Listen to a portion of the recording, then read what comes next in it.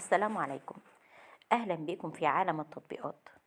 لو أنت مهتم بالجديد والمفيد في عالم التطبيقات، تقدر دلوقتي تشترك في القناة وتفعل الجرس علشان يوصلك مننا كل يوم جديد ومفيد في عالم التطبيقات، ونقدر نشرح لك كل التطبيقات اللي تهمك في حياتك، سواء كانت تطبيقات محلية أو تطبيقات عالمية، زي تطبيقات العقارات، تطبيقات السيارات، التطبيقات اللي بتسرق بياناتك وبتستنزف حساباتك، وكمان تطبيقات التعارف. النهاردة هنتكلم عن تطبيق روك أو تطبيق الصخور. التطبيق ده هيخليك تتعرف على الصخور والبلورات والأحجار والمعادن والأحجار الكريمة بسهولة من خلال تحميل التطبيق.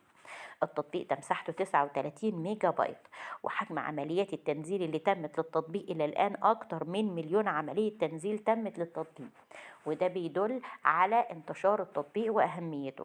وتقييمه على جوجل عالي حوالي 4، وده بيدل على رضا المستخدمين عن التطبيق. تقدر عن طريق تحميل التطبيق ان انت تتعرف بسهولة على الصخور والأحجار والمعادن الكريمة. التطبيق ده هيوفر لك تعريف سريع ودقيق للهواة والمحترفين لجمع الصخور ومحبي الكريستال، واللي بيبحثوا عن نتائج سريعة وموثوقة. التطبيق ده استخدامه سهل جدا، هتقدر عن طريق معرف الصخور والماسح الضوئي للأحجار الكريمة بسهولة.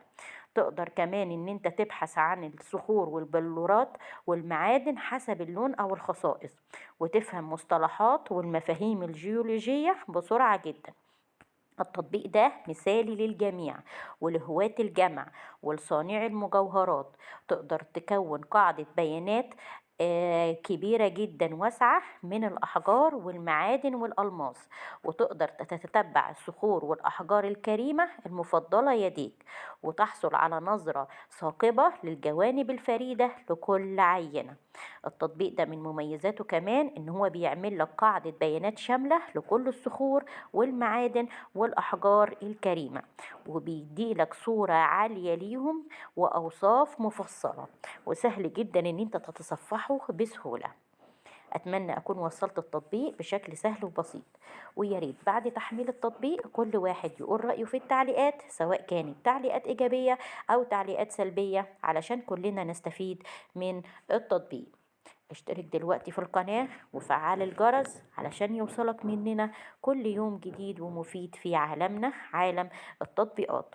أو اتواصل معانا على صفحتنا، صفحة مراجع برامج على الفيسبوك. ولو في تطبيق محتاج ان احنا نتكلم عنه في القناة، اكتب لنا اسمه في التعليقات، واحنا في أقرب وقت هنعمل لك فيديو بكل تطبيق يهمك ونوصله لك بشكل أبسط وأسهل وأسرع.